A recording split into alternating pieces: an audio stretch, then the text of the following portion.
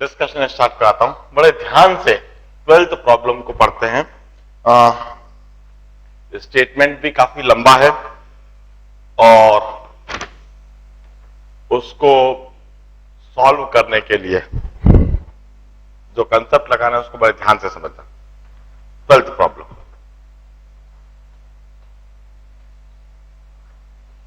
मैं पहले दिए हुए फिगर को एक बार बना देता हूं। जो फिगर वहां पर बना हुआ है,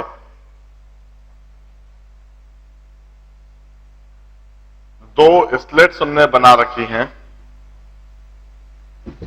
एक स्क्रीन बना रखी है,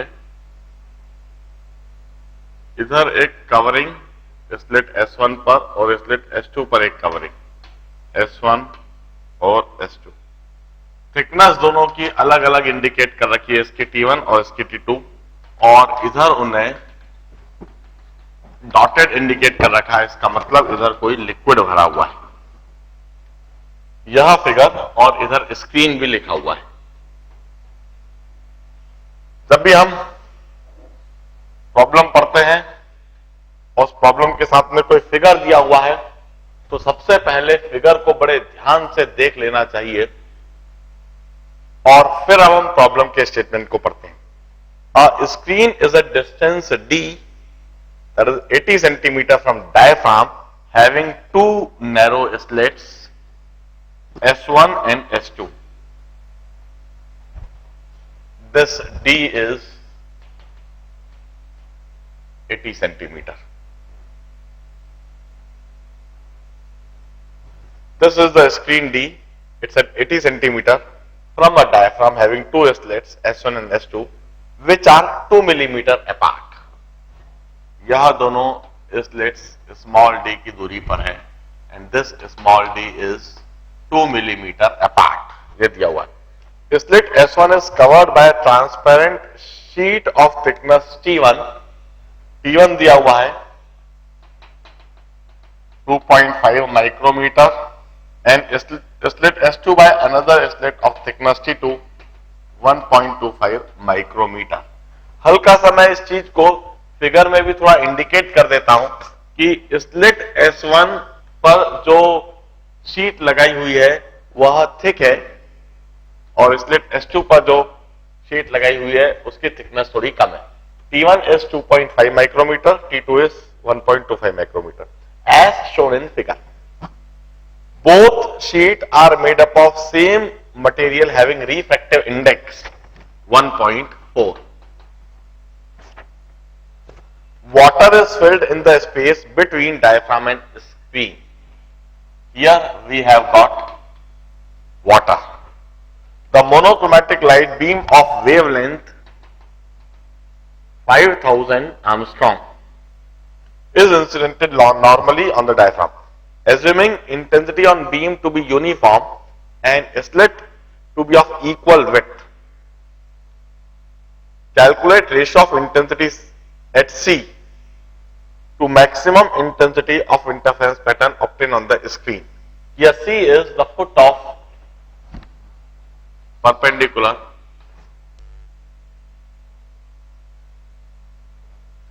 here C is the foot of perpendicular bisector of S1 S2 and refractive index of water is given. Refractive index of water is 4/3. अब उनने पूछा है intensity at point C upon maximum intensity, यह ratio पूछा गया। आपको बता दूं यह प्रॉब्लम IIT JEE में अपीयर हो चुका है। इनफैक्ट ये कोई नया प्रॉब्लम नहीं है। It had already appeared in IIT JEE.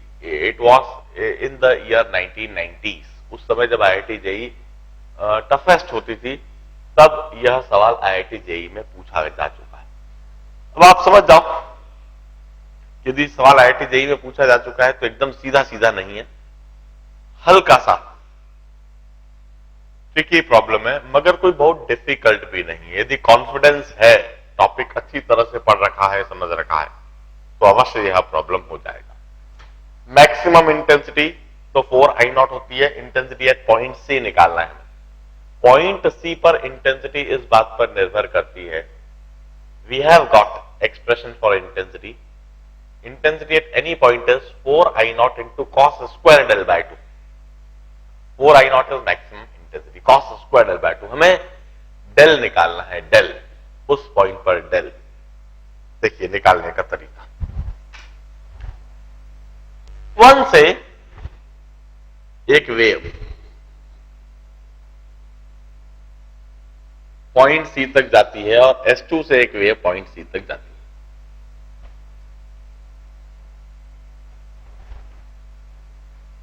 Point सी पर कोई भी एनालिसिस करने के लिए हमें पॉइंट सी पर ऑप्टिकल पाथ डिफरेंस निकालना होगा. ऑप्टिकल पाथ डिफरेंस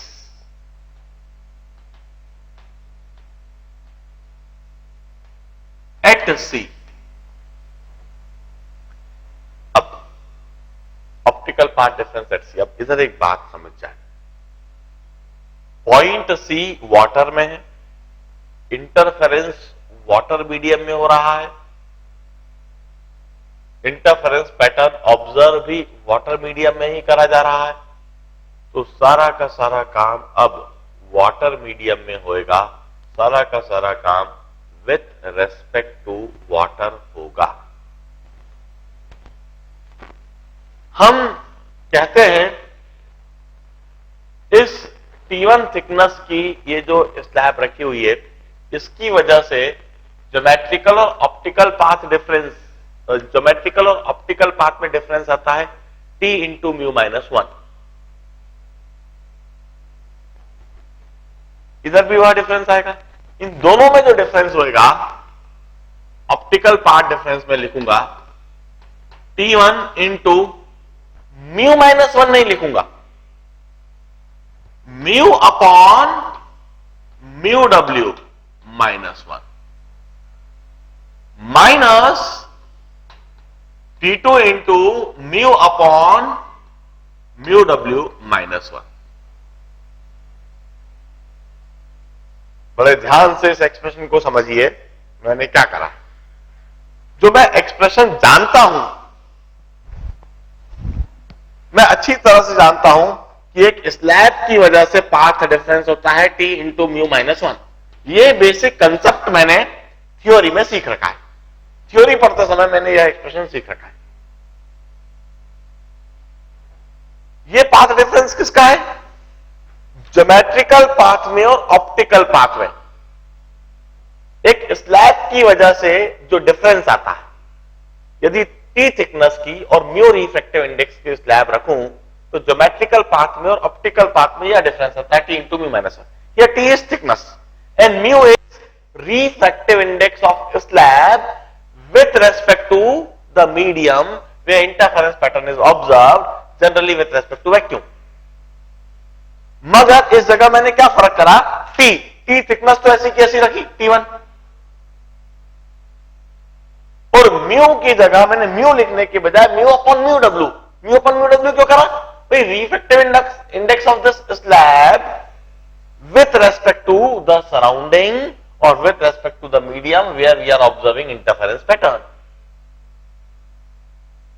तो मैंने इधर refractive index with respect to water करा. स्लैब 1 भी वाटर में है, स्लैब 2 भी वाटर में है. स्लैब 1 की थिकनेस T1 और स्लैब 2 की थिकनेस T2. अब इन दोनों की वजह से जो डिफरेंस आएगा वो इन दोनों का डिफरेंस होगा. This is optical path difference at C. अच्छी तरह से देखें यह एक्सप्रेशन कैसे लिखा गया है, क्योंकि इसको लिखने में कंसेप्ट इन्वॉल्व है. अब मैं इसको सिंप्लीफाई भी कर लेता हूं. Optical path differences mu upon mu W minus 1 की जगह T1 minus T2 into mu upon mu W minus 1. T1 minus T2 मैं एक्सप्रेशन के साथ अब इनकी वैल्यूज भी यही कहीं सब्स्टिट्यूट कर देता हूं. T1 minus T2 2.5 minus 1.25 1.25 micrometre 1.25 micrometre into mu by mu W, mu by mu W 1.4 upon 4/3 -1।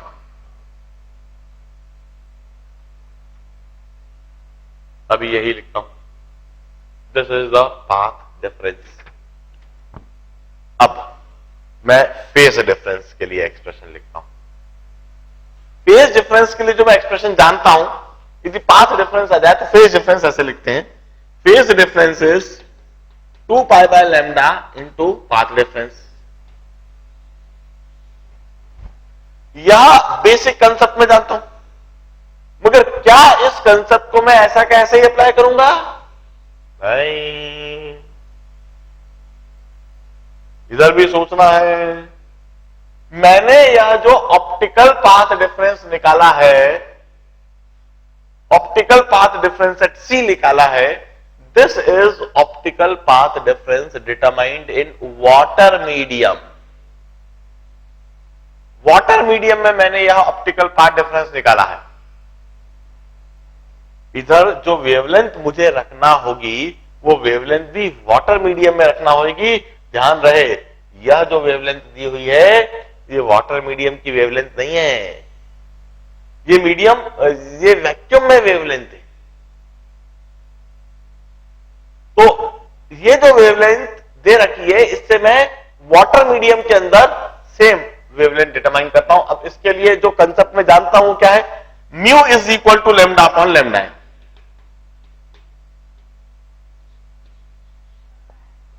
Mu is equal to lambda upon lambda है। तो मैं क्या करता हूं, सबसे पहले लैम्डा एम लिखता हूं।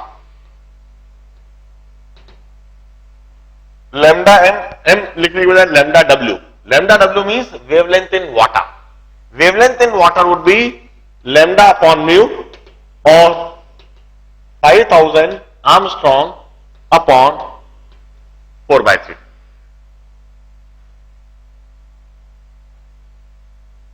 यह मैंने डिटरमाइन करा है wavelength of the same light रे, wavelength of the same light wave in water medium.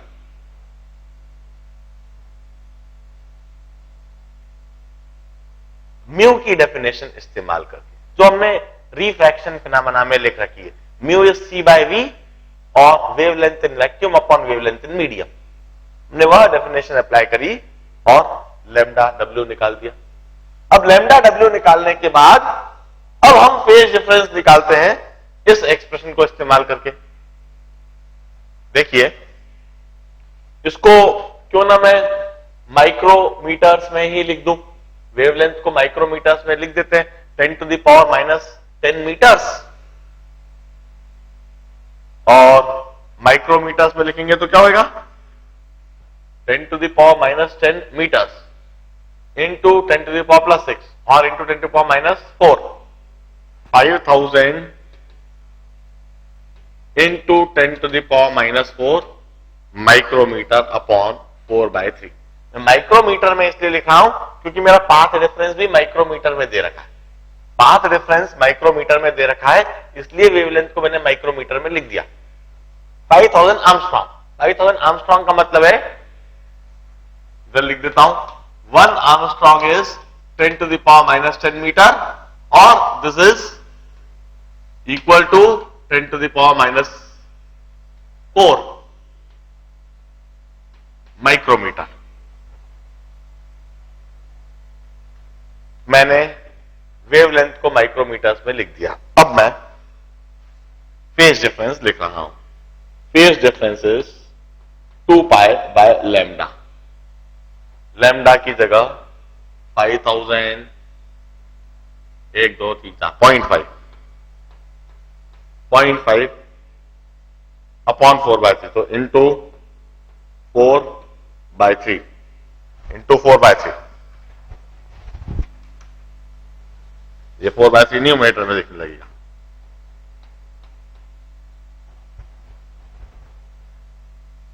To pi by lambda, this is in micrometre, into delta x. Delta x की जगह इसको भी थोड़ा सिंप्लीफाई करके 1.25 micrometre into 1.4 into 3 4.2 minus 4 0.2/4 0.2/4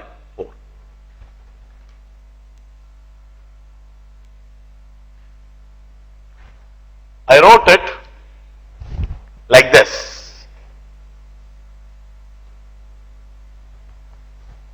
This is phase difference between the two light waves interfering at point C.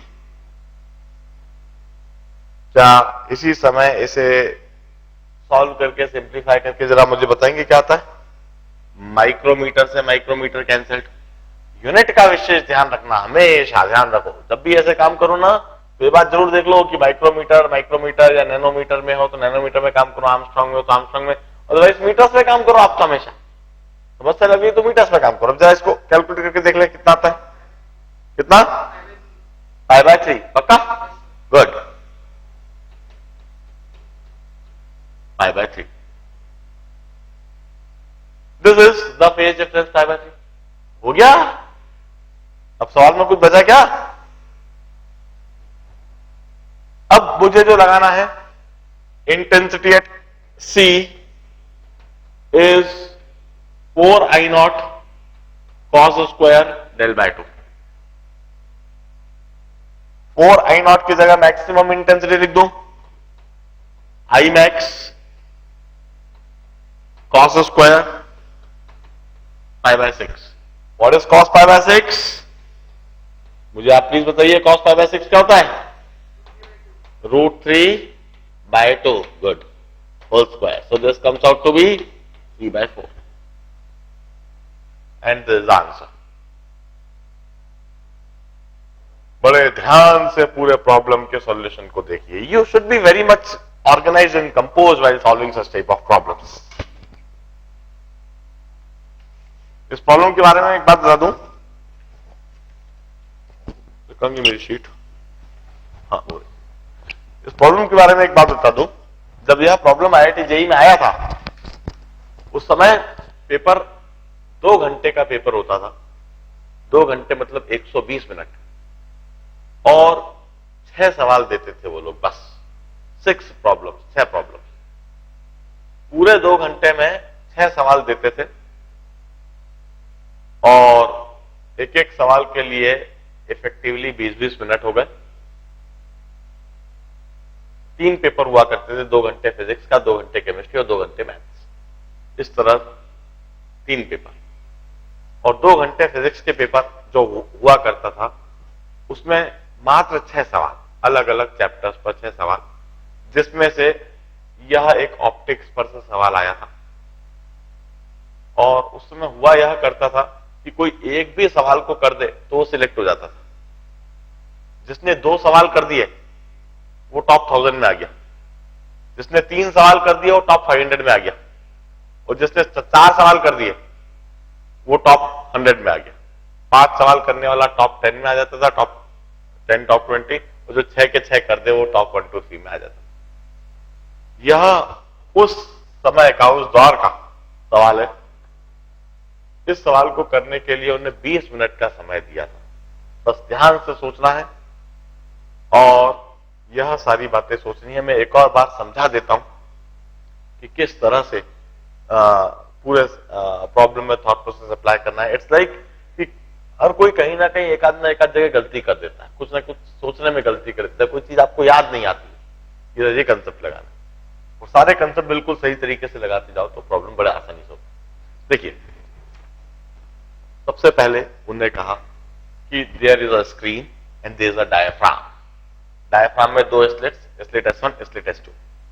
इन दोनों slit को आपने किसी शीट से कवर कर दिया। एक शीट की थिकनेस T1, दूसरी शीट की थिकनेस T2। डायफ्राम और स्क्रीन के बीच में वाटर फिल कर दिया। डायफ्राम और स्क्रीन के बीच की दूरी दिख रही है, दोनों स्लिट के बीच की दूरी दिख रही है, thickness T1, thickness T2, mu, wavelength, effective index of water. जो सारी क्वांटिटी दी हुई है वो हमने लाइन से इधर लिख दी। और फिर जो पूछा है intensity at point C upon maximum intensity, यह चीज पूछी गई। जब इस सवाल को पढ़ते हो तो पहले बड़े ध्यान से सोचना होता है और अपने आप को ऑर्गेनाइज करना होता है कि आपसे intensity at point C is to maximum intensity पूछी हुई है। मैक्सिमम इंटेंसिटी तो 4I0 होती है, दोनों स्थिति की इंटेंसिटी I0, और किसी भी पॉइंट सी पर इंटेंसिटी हमें मिलती है 4I0 cos square del by 2। 4I0 maximum intensity हो गई, cos स्क्वायर डेल बाय 2 आपको निकालना है, मतलब किसी भी तरह से डेल निकालना है, मतलब पॉइंट सी पर इंटरफियर होने वाली वेव्स के बीच में फेज डिफरेंस निकालना है। सबसे पहले आपने दिमाग में बैठ के ये बात सोची, फिर इस बात को सोचना है कि इस पॉइंट सी पर फेज डिफरेंस निकालने के लिए मुझको इंटरफियरिंग वेव्स के बीच में पाथ डिफरेंस निकालना है।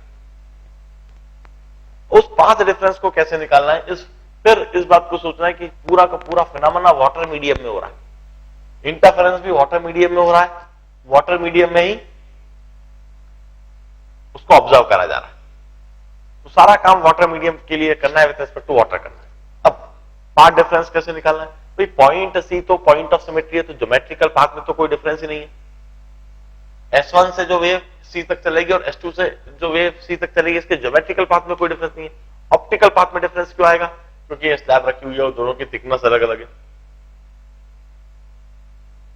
इस स्लैब की वजह से, किसी भी स्लैब की वजह से हम पाथ डिफरेंस इस एक्सप्रेशन से लिखते हैं।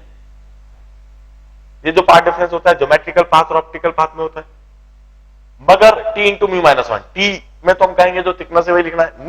म्यू के लिए हम सोचते हैं क्या, म्यू ये जो लिखा था हमने तब लिखा था जब हमें वैक्यूम के साथ पाथ डिफरेंस निकालना था। अब इधर मुझे निकालना है पाथ डिफरेंस वाटर मीडियम के साथ, कि वाटर मीडियम के अंदर ऑप्टिकल पाथ डिफरेंस कितना होगा। तो मैंने इस एक्सप्रेशन में यह फर्क करा कि जो म्यू था उसको रिलेटिव म्यू लिखा, mu of slab with respect to water. फिर इसकी वजह से भी डिफरेंस आएगा, इसकी वजह से भी डिफरेंस आएगा, ओवरऑल इन दोनों में डिफरेंस होगा जो इन दोनों का डिफरेंस है, तो इन दोनों का डिफरेंस लिख दिया, इसको मैंने ऑप्टिकल पाथ डिफरेंस लिख दिया। फिर इस ऑप्टिकल पाथ डिफरेंस के जो एक्सप्रेशन को मैंने लिखा है, इसको यहीं का यहीं थोड़ा सिंप्लीफाइड कर लिया, म्यू अपॉन म्यू माइनस 1, ये दोनों में कॉमन आ गया, तो T1 minus T2 into mu upon mu minus mu upon mu W minus 1। इसको भी मैं ऐसा कैसे लिखा नहीं छोड़ रहा हूं, थोड़ा इसका सब्स्टिट्यूट कर देता हूं वैल्यू और थोड़ा सिंप्लीफाइड मैनर में लिख देता हूं। T1 माइनस T2, इधर मैंने T1 माइनस T2 इधर ही कर दिया, 1.25 micrometre, mu by mu W minus 1। अभी मैंने इसको फर्दर सिंप्लीफाई करने के बजाय इसको ऐसा कैसे लिखे रखा था। इसको ऐसे लिखने के पीछे वजह कि मैं सिर्फ और स्पेस नहीं देना चाहता था, आई नीड सम स्पेस, मैंने इसको ऐसा कैसे छोड़ दिया। आगे क्या काम करूंगा वो देखता हूं। फिर मैंने अगला कंसेप्ट जो बताया कि भाई फेज डिफरेंस के लिए हम यह एक्सप्रेशन लगाते हैं 2 पाई by lambda into delta x, मगर ये तो तब एक्सप्रेशन लगाते हैं जब सारा काम एयर में या वैक्यूम में चल रहा हो, मगर इस जगह पर हम सारा काम वाटर में कर रहे हैं। रिफ्रैक्टिव इंडेक्स जो है वो हमने वाटर के रेस्पेक्ट में लिखा है, तो इस जगह पर जो पाथ डिफरेंस भी हमने वाटर मीडियम में निकाला है, तो इस जगह पर जो वेवलेंथ रखेंगे वो वाटर मीडियम के लिए वेवलेंथ रखेंगे। ये जो वेवलेंथ दे रखी है ये वैक्यूम में वेवलेंथ दे रखी है। हमने mu and it's relationship in terms of wavelength लिखा और उससे हमने वाटर मीडियम के अंदर वेवलेंथ के लिए एक्सप्रेशन लिख दिया। फिर हमने यह एक्सप्रेशन लगाया, इससे फेज डिफरेंस निकाल दिया, एंड इज द आंसर।